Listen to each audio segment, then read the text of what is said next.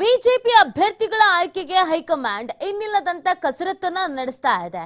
ಇವತ್ತು ಘೋಷಣೆಯಾಗುತ್ತಾ ಕದನ ಕಲಿಗಳ ಎರಡನೇ ಪಟ್ಟಿ ಅನ್ನುವಂತ ಪ್ರಶ್ನೆ ಕುತೂಹಲ ಸಹಜವಾಗಿಯೇ ಬಿಜೆಪಿ ಕಾರ್ಯಕರ್ತರಲ್ಲೂ ಕೂಡ ಇದೆ.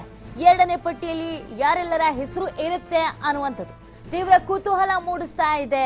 ದೆಹಲಿಯಲ್ಲಿನ ಸಿಇಸಿ ಸಭೆ, ರಾಜ್ಯದ ಕದನ ಕಲಿಗಳ ಪಟ್ಟಿ ಇವತ್ತು ಘೋಷಣೆ ಆಗುವಂತ ಸಾಧ್ಯತೆ ಇದೆ. ಸಿಇಸಿ ಸಭೆ ಹಿನ್ನೆಲೆ ದೆಹಲಿಗೆ ಬಿಎಸ್ವೈ ಅಶೋಕ್ ಅವರು ತೆರಳಿದ್ದಾರೆ.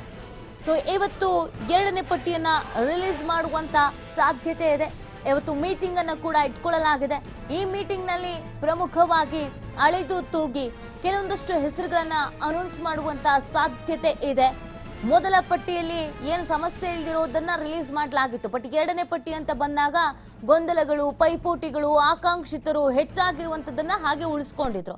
ಇವತ್ತು ಎರಡನೇ ಪಟ್ಟಿ ರಿಲೀಸ್ ಆಗ್ತಿರುವಂತ ಹಿನ್ನೆಲೆಯಲ್ಲಿ ಕೆಲವೊಂದಷ್ಟು ಕ್ಷೇತ್ರಗಳ ಬಗ್ಗೆ ಗೊಂದಲ ಇದೆಯಲ್ಲ, ಅದನ್ನು ಇವತ್ತೇ ಅನೌನ್ಸ್ ಮಾಡ್ತಾರೆ ಅಥವಾ ಮೂರನೇ ಪಟ್ಟಿ ಅಂತ ಏನಾದರೂ ಇಟ್ಕೊಳ್ತಾರ ಅನ್ನುವಂಥ ಪ್ರಶ್ನೆಗಳು ಕೂಡ ಇದೆ.